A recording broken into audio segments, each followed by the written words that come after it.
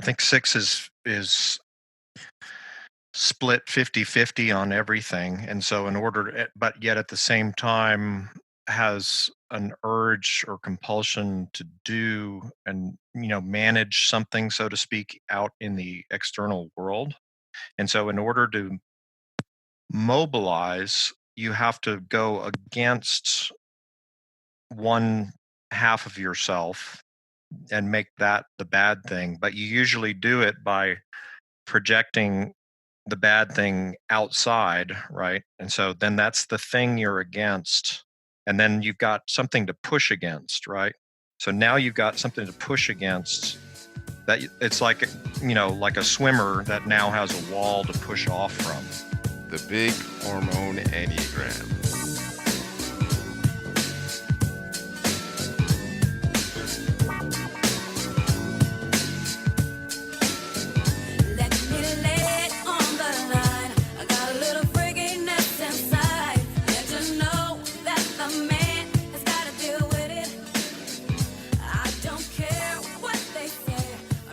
Did we talk about this yet? This whole thing that people say that it's harmful to type other people. I know that lady was talking to you, John, about this. How you had suggested that Ian Crone's type wasn't for, and she was like, "This is incredibly harmful and unethical to retype other people." And I figured, I don't know if we talked about that or we should. We probably should. Yeah, I don't think we talked about it. But yeah, it's a good point to bring up. Yeah, so I get where they're coming from, but it's sort of like how somebody says something that has some importance or meaning in the Enneagram, and then it gets like telephoned between a bunch of people, and then it just becomes like a thing rather than anybody thinking about what it means. So, I absolutely don't think that you should go type people like to their face, like, or your friends talk about your friends behind their back or whatever. But it's this ridiculous thing that if you suggest, oh, well, I think this person, this public figure or this celebrity or exemplar, even author who's putting themselves out there as an exemplar. Yes. That's not saying hands off me. That's saying, hey, I'm putting myself out as an exemplar and talking about myself publicly as an exemplar of a particular type. And I think that's fair game to use them as the exemplar, or say that they're not an exemplar as you see it, without mean-spiritedness. Yeah, I think it's a thing that keeps coming up again and again, and I realize that a big controversy with the way that we do things is that we, or at least our group does things, is we emphasize typing, not just ourselves, but public figures, as a way to get a handle on the material. And there are a lot of people who think typing is such a taboo thing to do. Like, even just the conversation about what if I'm mistyped and having other people give you feedback on that is such a personal, sacred self-discovery process that no one should tamper with that. So I feel like it's a huge major difference in the way people look at the Enneagram. That, can you observe types as they're happening in real time, or is it some internal experience that only the person can determine for themselves? Well, I think it's important to point out and clarify what you're speaking to, of why we talk about type and typing, because the read I get from a lot of folks that are like, all right, don't ever talk about type, talk about your personal experience, or they don't say it that explicitly, but it sort of gets to be sharing circle type of, as a 5 I blah blah blah, as a 6 blah blah blah, and it's part of what we're taking into consideration is that, by definition, so to speak, people don't know themselves. Like, that's the point of the Enneagram. And so, and the types, like, aren't just because you feel like you have an impression of them doesn't mean you understand them or know them or even really get them. So people self-reporting and self-sharing about their experiences type is pretty limited in terms of accuracy and in terms of reflecting their actual experience. People's ideas about themselves don't generally match up to their actual lived experience, and that's part of what the Enneagram is trying to show us. So when you're saying don't retype other people or don't talk about typing or what discerns type, you're kind of just treading water, in my opinion, in terms of trying to self-observe, because Enneagram holds up a mirror, but if the mirror is a wrong mirror, if it's a dirty mirror or whatever, it's not going to be that helpful. And it just becomes about people sharing their personal experience. And they're, most people at the beginning are mistyped, Yep. And that's fine, and that's natural and normal, and something to have compassion for, and not try to get it right. Not being too attached to rightness, but being more invested in the inquiry about type and the curiosity about how personality and type works and what it works to help us see more clearly. Yeah. Like when I was new, it was a huge point of frustration for me, because anyone who's new to this stuff, and if you're really trying to figure things out, and you go on a forum and there's a bunch of people who say, well, I'm this type, and they're talking about themselves from that type perspective, and you don't know any better. So you're just reading a bunch of stuff, and you're thinking you're getting a better understanding of that type. And then at some point you realize that all these people were not the type that they thought they were, because you watched them change their type on the forum. It's like, oh, I am a 5 now.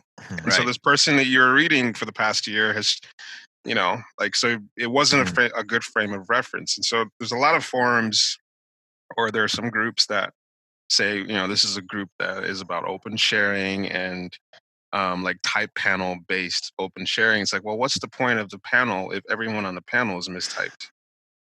And no one wants to talk about this, because that means, well, we have to question people's self-perception of themselves if they actually understand the material and if they actually understand themselves. And that's an unpleasant conversation to have for a lot of people. Well, it's definitely unpleasant, and nobody likes to think that the views they have of themselves are wrong. And the baseline thing is that all of our views about ourselves are wrong. Mm-hmm. But also, it's just to me, it speaks to the whole orientation and purpose of the Enneagram, where is it a way to put a label on oneself and feel kind of either comfortable or narcissistically indulgent about who they think they are through the lens of this type, or is Enneagram about opening new inquiries and liberating our attention from the patterns that it's been enslaved by, that are that define the type. Yeah. Part of the difficulty too is that certain types are typologically prone to have a problem with that conversation about mistyping and you can't question my type. And it is, I mean, there are a lot of, I think population wise, I don't know if everybody agrees here. I think we all do generally that 6s and 9s are really common in cross populations, and those two types especially have you could say one aspect of them each in their own way is some kind of sense that their personal power is not quite all their own. And so that questioning their type and their self-typing is questioning their individuality, and it in some sense, part of the reaction is because of how much those two types can be influenced by outside forces, so to speak. Yeah. Yeah. I feel like whenever we see those immediate responses that, well, I'm sure I'm a 4, well, I'm sure I'm a 5, that it's not even like you're taking in the impression of what was said or turning it over and considering it. Yep. That the immediate response is to say, I'm sure that I know I am this type. That seems like the reaction of, oh man, I have to shut down any opening because I feel like I'm being taken by this idea. Mm-hmm. And so I have to immediately assert that I'm not going to be influenced. Yep. Yeah, I saw on another one of those really fabulous Instagram memes on the Enneagram. Somebody made a post about introjection, right, which is the defense mechanism of taking other people's views and opinions on as your own self-concept. And Naranjo originally tried, and I think somewhat artificially, to correlate different psychological defense mechanisms with the different types. And for some reason, he correlated introjection with 4. And I don't think that's accurate. I think introjection is much more of a 9 quality. And part of what that is, like that. So in thinking of introjection as a defense mechanism, what is it defending against? Right? Like that's not usually asked of the material, but it's like it's defending against seeing oneself clearly. You're introjecting and taking on other people's views unconsciously so as to muddle your self-perception and muddle your own path to individuate. And so I think that like that in itself is an example of it reinforces sloth basically, which is the 9's passion.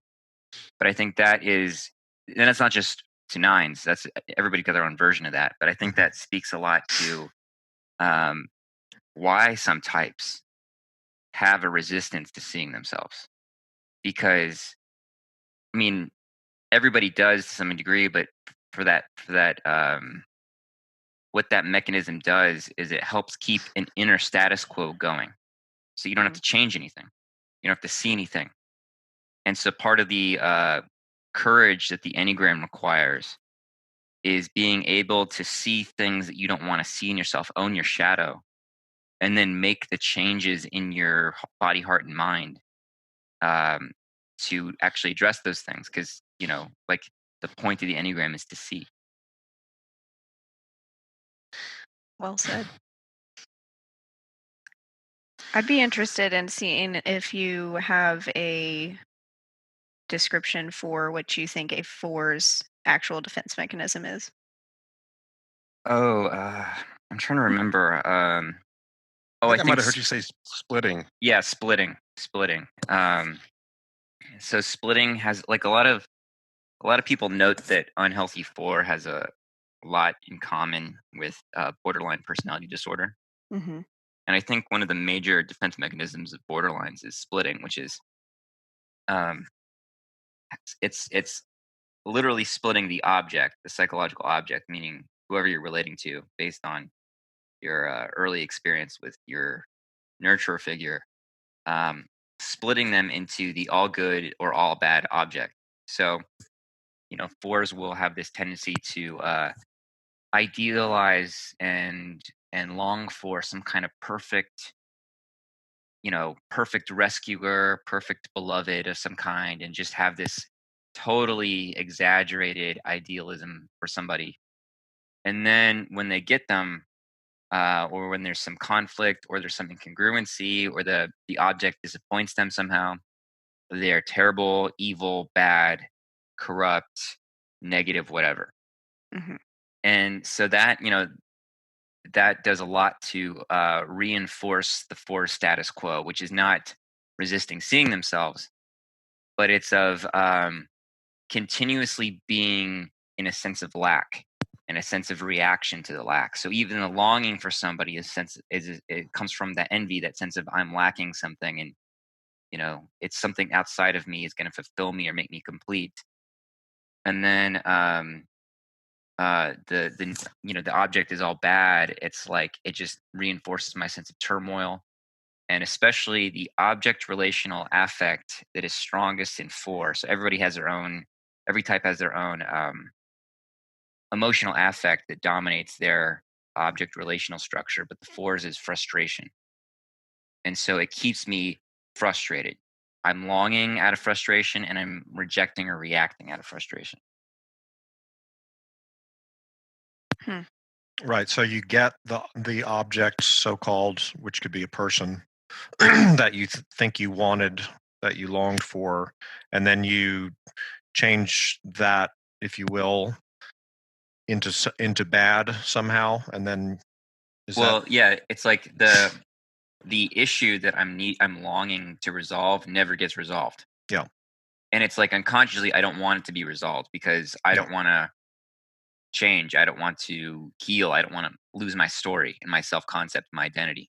No. So when I don't have the object, oh my God, she's perfect. Like Mm-hmm. we would have this amazing life together. It'd be crazy. It'd be wonderful, passionate. We'd have, great sex. Everything's going to be perfect and wonderful. She's going to really understand me and see me, blah, blah, blah, blah, blah. And then, oh, but she, smells bad or whatever. And it becomes this like, disgust kind of thing.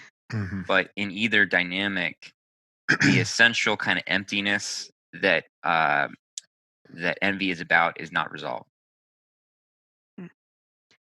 So it sounds like fours are can be really like self-sabotaging a lot of times, which yeah, and I feel like that's something that kind of defines fours that people say doesn't happen with fours or something like that. Self-sabotage? Yeah, like a lot of people who self-type as four, they disagree with that.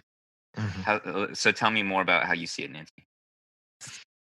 How I see fours self-sabotage, or like the flavor, because I'm thinking like sixes self-sabotage a great deal. Mm-hmm. And there was it's sort of a tangential thing, but Evagrius, who like was the Christian mystic who wrote down the with Gizmo, which became the 7 deadly sins, which is the history of the Enneagram passions. Right. The ninth hidden one, so to speak, may have been incontinence, meaning shitting on yourself or self-sabotage. And so I'm trying to make the distinction between 4 self-sabotage and 6 self-sabotage. Oh, that's interesting. Yeah, so I have a good amount of experience with 6s, and they do seem to self-sabotage, but it's almost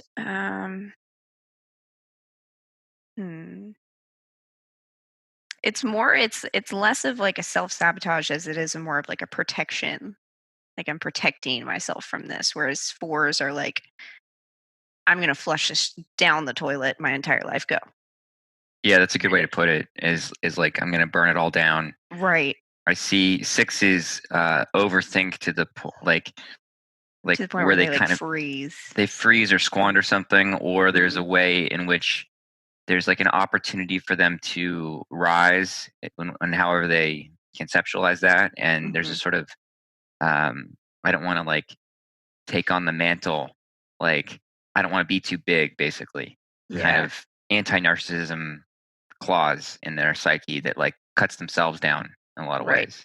Yeah, it kind of feels like 6s kind of keep themselves from being great, whereas 4s kind of keep themselves from being like functioning.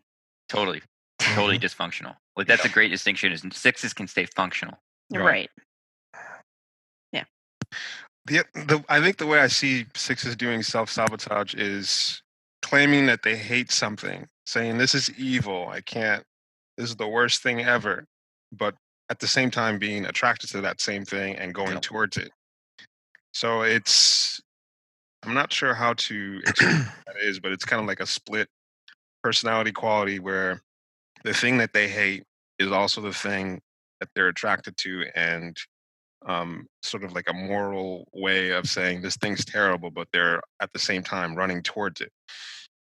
Yeah, I see different versions of that in all the super ego types, 6, 2, and 1, in different forms. So yeah, it's part of the way in which 6 is their object relational dynamic. Is there an attachment type, and they're attached to the fathering or protecting function, which not necessarily a literal father, but the person, and it could be the same person as the nurturing function, but the qualities provided by in early life that help a person individuate, so help create structure, help them help all of us like move out in the world and be independent. There's a feeling that I didn't get that as a kid, And so I'm looking for things that substitute or provide a sense of guidance or orientation or a way that I know how to act and move forward in the world. And so I think what it sounds to me like you're saying is one mechanism of finding that kind of guidance and structure is that by being against something. And so so 6 is an attachment type. So I'm attached to being against. Mm. Right. And so I'm doing a bunch of patterns of black and white, good, bad, all over the place, and pointing the finger and so on. And there's almost an intimacy there, and that's part of, I think, what Emiko's maybe alluding to.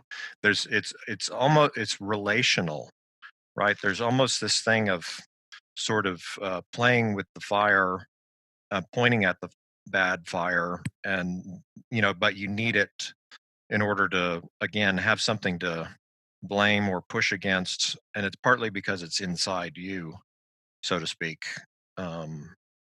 If that makes sense. There's a polarity in there. No, 100%. I think something that stands out to me about 6s is you could say that they're the spark plug of the Enneagram. Like, based on all these past experiences that we've had with 6s, where they're doing all this reaction publicly because they need you to pay attention and they need you to sort of react to what they're doing, to know that you're there, to have some kind of fight and debate about it, to sort of clear the air about all this anxiety. And even sort of when people are coming after us and saying, "Oh, you're so bad," it's coming from a place of this is an ongoing conflict relationship that we're having. That I'm going to, because it's like my response as an 8 when stuff like that starts happening is, all right, then stop, go, like, leave me the fuck Yep. alone, like, cut me off, block me, Yep. get on with your life. But no, it's the cycle of blaming and saying you're wrong, and that sort of the relationship of that. Because if I don't like somebody, I'm either going to attack them or just cut them off. It's familial. It's it's like sibling fighting. Right. Almost. Yeah. So a lot of people who complain about the group and this and that, and I'm just like, I mean, it sounds like you're obsessed, because you could just hit ignore, block, but that's not what it's about. I guess what I realized, It's actually with a lot about maintaining it. yeah, like a lot of times these people who are complaining about the stuff that we do end up doing exactly the same stuff we do. Like, they just end up copying what we're doing, because that's why like our stuff got into them, and were upset that maybe they were influenced or whatever. But they they just continued following along with the stuff that they were complaining about. It's like, Well, I think when it comes to 6, 4, 6, and 8 are all reaction types, and needing that kind of, kind of brushing up against something to kind of feel it, like need to be in reaction somehow to feel something is real or substantial. And, for a reactive body type, the reactivity is around the body center and your own sense of boundaries. So it sort of begins and ends with your own, I don't know, felt sense of yourself. It's not real. It's kind of self-focused. It's sort of straightforward, and people feel that straightforwardness with 8, and similarly with 4, the reaction is based on how something is corresponding or not with my identity and my sense of if something is attuned to me or not. So like 4 is huge reaction to aesthetics, for example. It's like, oh, this stuff is so awful because it feels really incongruent with how I feel about things, how I experience things inwardly. But with 6 as a head type and a reactive type, there's a kind of ongoing making or rendering of a mental map of how things fit.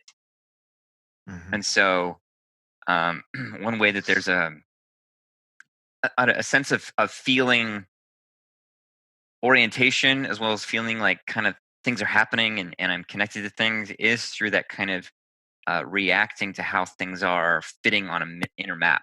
If that makes sense. Yep. So I think more than 4 and 8, 6s can have this quality of just like testing the map. Like 4s and 8s, I know will just like test each other, or like, I mean, 8s, especially if they have social instinct, can really start pushing on things. But um, I find that 6, it's more like a test.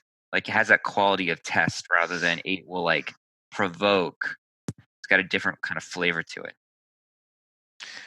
Yeah, it feels like 6 is always, at least to me, it feels like always injecting doubt. Like, and it feels pointless sometimes because it's like, all right, I'm like trying to figure out where are you going with this? What's the point of your testing, or just unspecified doubt? Because I'm not sure where things are supposed to be, and there is inconsistencies everywhere. So can you help me out? Can someone please reassure me? Please tell me it's going to be fine. And it's constant. Not like every 6 is like this, but we experienced some 6s that were just constant.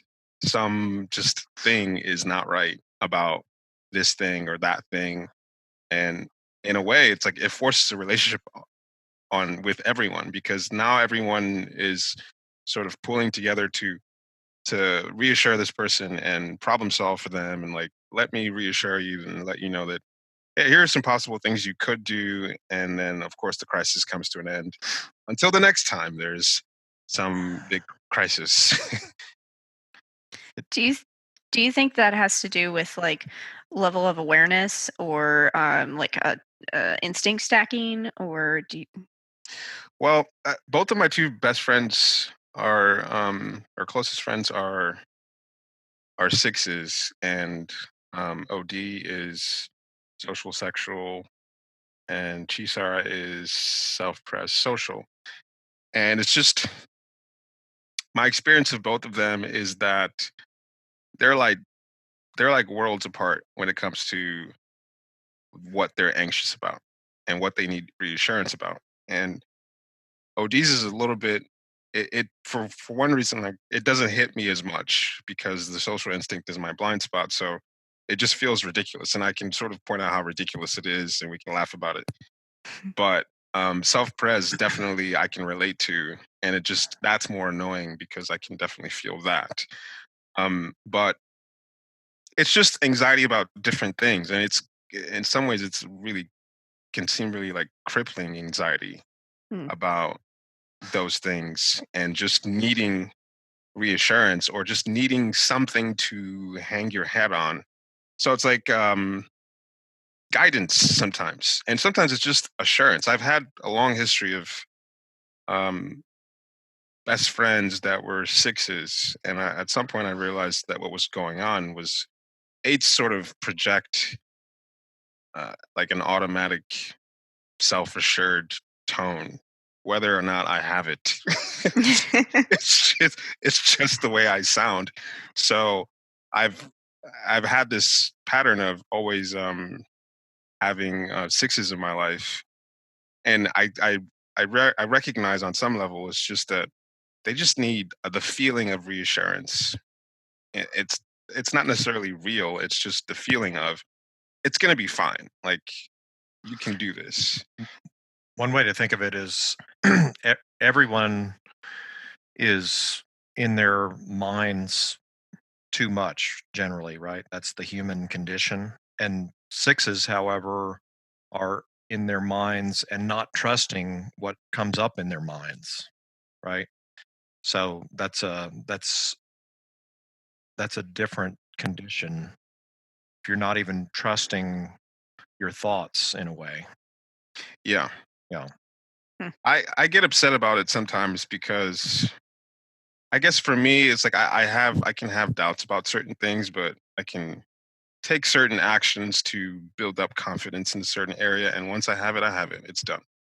Whereas with 6s, it's never ending it's a never ending. So it feels like over time, I'm just like, come on, we've been over this before. Like, you've got this, like you have this level of confidence. I feel like you have this level of confidence in this area that we've both worked on.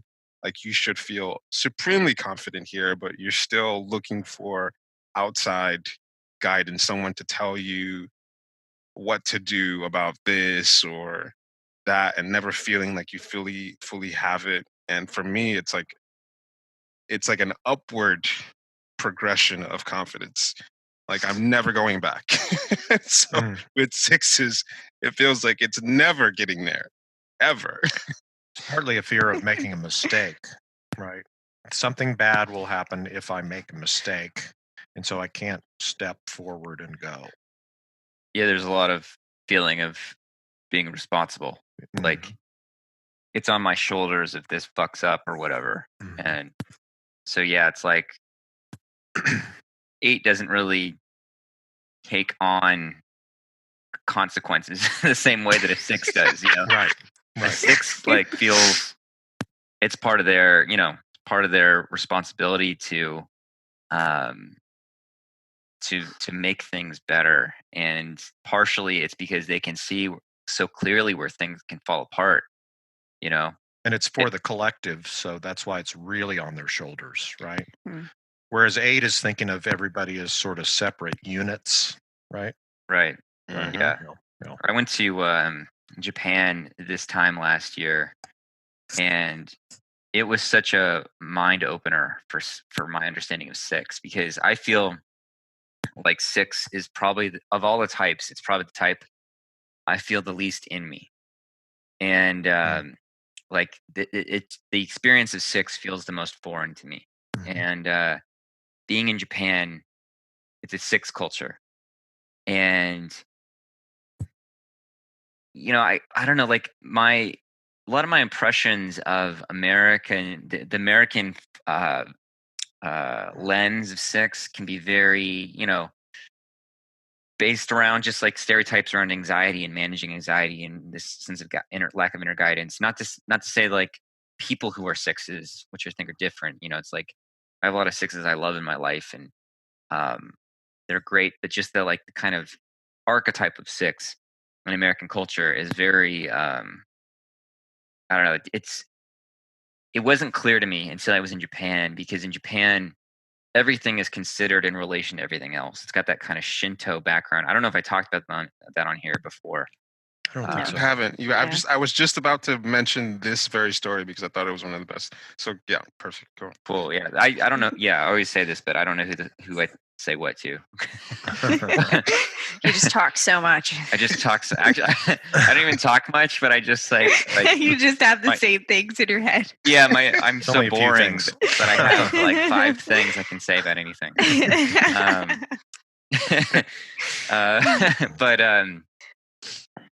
But yeah, like Japan, it's amazing because we have the view in the West of Japan as being very orderly and very advanced and very kind of peaceful, and it is, and it's like that because everything is so considered.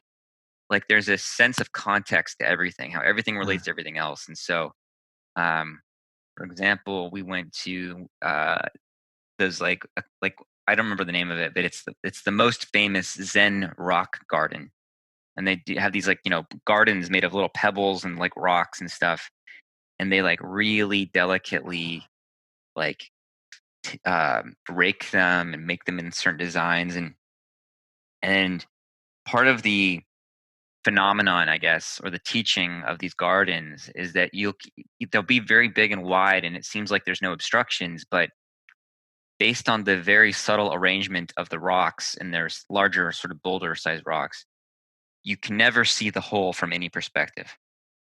And it's like so indicative of the 6 view, in my opinion. Like there's always this sense of perspective and how things are arranged in relation to each other, but even your own perspective is not the whole. It's still just a view on the whole. And as part of that, like I remember it was me and Ilaria and Russ. We went to Izu, which is it's like south of Tokyo, and it's kind of a small town. And we went to the train station, and we had to like transfer, and there was this overpass, and right up even underneath the overpass, the landscape and garden was like cultivated. Whereas if I was in the United States, it would have been full of either like garbage or just left on its own or somehow forgotten, overlooked, or there'd be power tools or something just rotting there. And it was just amazing, like everything they gave attention to. Everything was considered important and related to something else. Everything had its place, and everything was just everything meant something, and that was like an awakening to me about what the higher qualities of 6 are about, was like caring for everything, paying attention to everything.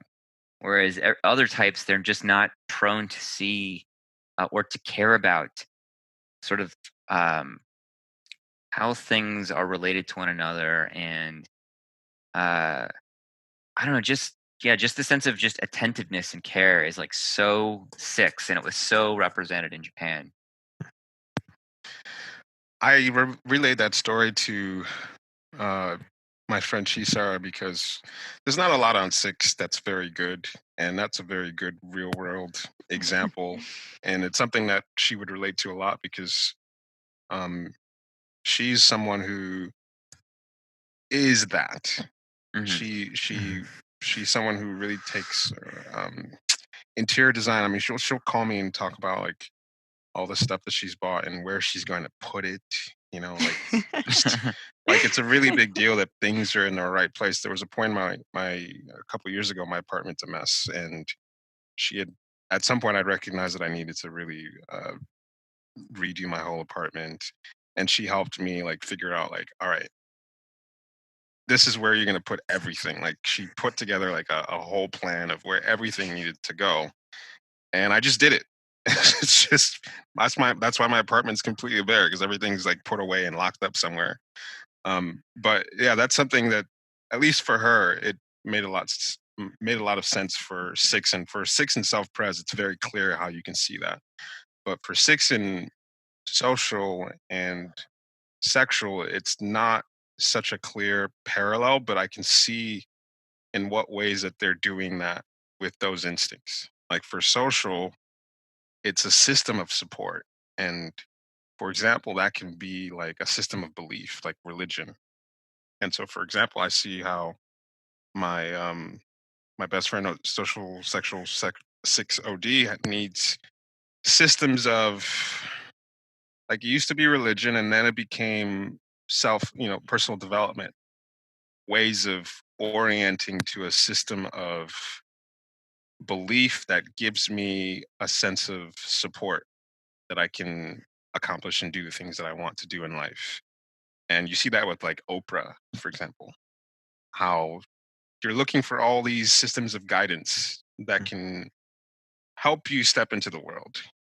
And I'm not so sure how that looks for sexual. How do you do systems? How do you orient to the sexual drive? Or how do you need that sort of grid support in the sexual drive? Well, But it's I don't know if I don't know how much sexual 6 relies on like a system, so to speak. But there's what their anxiety and their guidance is around is like, I don't know if this chemistry, this relationship, this attraction is either real or if it's going to be reciprocated, and needing my partner's like assurance, and also an assurance that you're really in it with me. And it's not as systematic, partially because the sexual instinct itself is not that systematic. Um, but there is this, like, one way you could think of something in line with systematic is like there's a definitely a play on masculine and feminine qualities. Like they tend to exaggerate both masculine and feminine qualities. So a really good friend of mine is a sexual 6, and she's very beautiful, and she does modeling and acting. But she's also got this kind of like fiery, feisty quality, and it's kind of she's very sweet, but she's also got this sort of like provocative, edgy kind of thing, and this sort of quality of like can do, take charge when she needs to aspect to her. And she's really kind of willing to like get in the trenches for something, whether it's her work or something else. But she uses that, I think, uh, is kind of part of her sexual image. Like she's going to get into it in some way, and it's part of the attraction. Is like she can do the kind of very femme thing, and then she can kind of do this like hands-on tough thing too. Yeah, that's sort of making a system in a way. I mean, that's a bare bones polarity maybe, but it's again kind of playing on the theme of that 50-50 thing, right? So you're pushing, if you're in a masculine mode, you're sort of, just playing one side. It's either one side or the other. Is kind of what I mean. Does that make sense? Anyway. Yeah, it does. My experience of sexual sixes, what has been? I think it's a little bit harder to see sexual six in the more introverted ones, like the ones that have 9 fixes. It's really obvious when you see like the aggressive sexual sixes because they're really doing that roar, strength and beauty thing. So I'm trying to get a handle on sexual six at the root. What does it look like, even when someone is like a more introverted sexual six? What's like the less obvious exemplar of that? I got to talk to. We got a couple. I think we have one sexual six in the group. Well, I mean, yeah, maybe eventually I can have my friend on. We can interview her and probe her about. Yeah. Do you know her fixes? I haven't thought about it, but I could see 9. She's I mean, she's social blind, so she's not like, she doesn't have a wide friend network or anything like that, and she's very so it kind of bleeds into her introversion, where she's solitary a lot of the time. But she's like very friendly, very open. But it's not like she's not overwhelming you with her energy or anything like that. And she's an actress, and she's also a bartender. So that's kind of this thing, and she's still feisty. But I would suspect she probably has a 9 fix and maybe a 3 fix. I have to think about it more. Okay. Yeah, 6 is a curious one. I think we need. It's a hard type to describe, and especially with the sexual drive, it's even harder.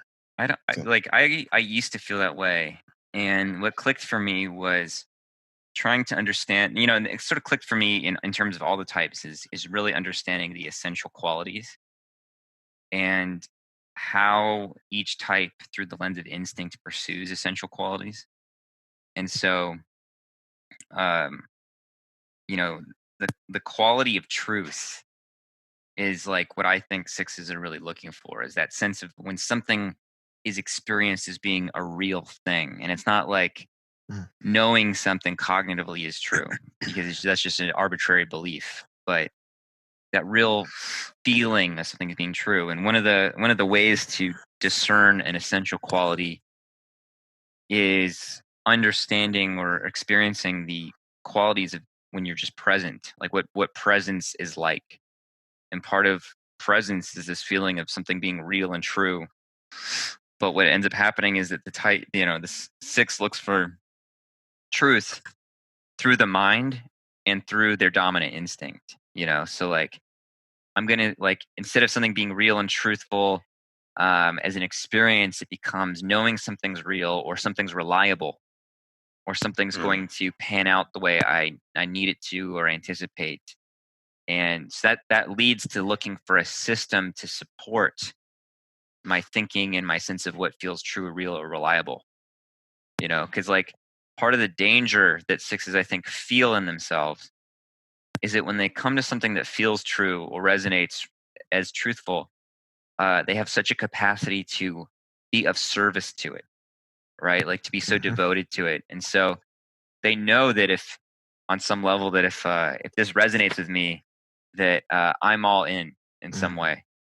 And it can be really scary for the 6 because they try to know things almost totally through the head.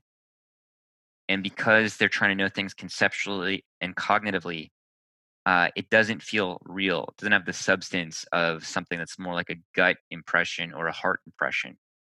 And it's not to say that there's not any value in the head impression, but it needs to be joined with an impression in the body and the heart, which it's generally not in the fixated 6. And so then it becomes about thinking and overthinking and verifying if this concept or belief or view is accurate or truthful or not. And so for the sexual 6, what feels true and real, or where am I looking for truth in something real? It's like in my sexual partnerships and in my attraction and even the things that I invest in to as attraction displays, like what my creative projects are or whatever it is. Like I need this to be the real thing and the thing that fits me. And so I don't want to speak for my friend, but um, I know that she's had a lot of struggles around seeing if her path towards modeling and acting is really real and true for her. If that's going to really pan out, or if she's just wasting her time, and maybe I should do this thing over here. And I know that she maybe, I don't know. It's been a rough thing for her because it's sort of like, should I pursue this path or not? And then she has her own stuff with her partner, who's a close friend of mine, and yeah. So I can sense that search in her through the lens of her sexual instinct. I'm thinking about some people that I know who are 6 fixed and how that shows up for them. I know an interior designer who's got a 6 fix, who's a sexual type, and it feels like that field. I mean, when you think about it, it's pretty structured field for a creative person to be in.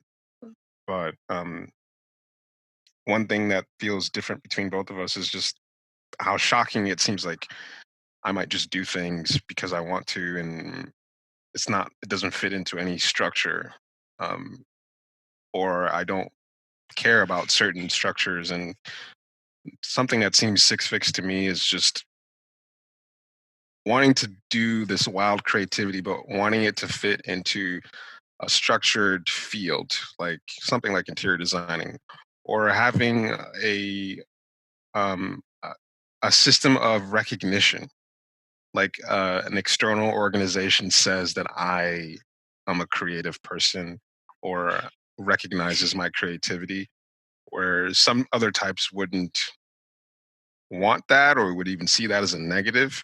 I feel like it's a 6 thing to be like, I can rely on this. This means something, that other people also buy into this system. And it's interesting to see how that shows up even in a field that is meant to be chaotic and creative, where there's still a sense of there needs to be a precedent for what's happening. There needs to be like um, a sense of other people recognizing what I'm doing, even though it's coming from a place of um, personal creativity. So that's one thing, at least, that feels 6-ish to me. Well, all types, I think, try to control the sexual instinct. Like the sexual instinct is chaotic, but all types have their own, just their own version of trying to control it or secure it or make it happen in a particular way. And so, they're just like the 6 flavor of control has this sense of testing and reliability that you're speaking to. But I think it's important that for any 6s in the house, that all types try to control the sexual instinct. All types try to control all 3 instincts all the time. And it's because that way we're trying to ensure that we get the instinctual resources that we want, whether that's people or objects or relationships.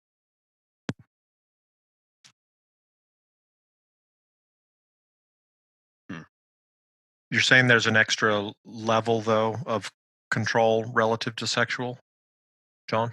For 6?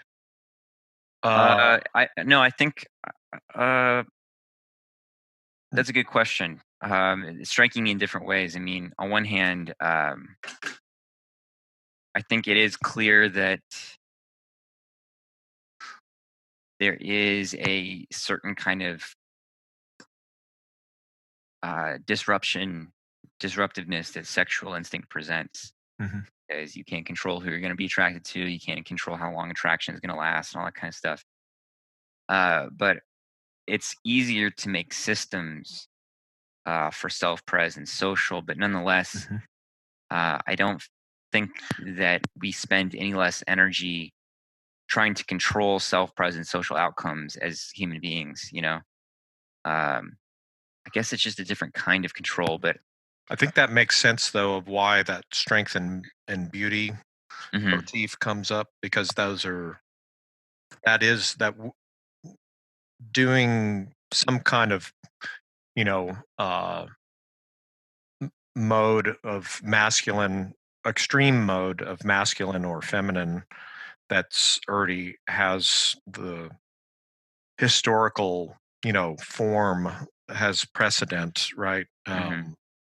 That's a way to control it, and it's also a way, because you're doing an extreme in the case of sexual 6, often an extreme of masculine or feminine. You're getting a reaction, right? So you're testing for truth, maybe. Yeah, definitely, and yeah, exactly. It's just the property of egos to control instincts. So, in 6, you're going to get that kind of like that interesting combination of, as Emeka speaking to, that sexual has got this kind of unpredictable quality, but you're looking for the tried and true to apply to it.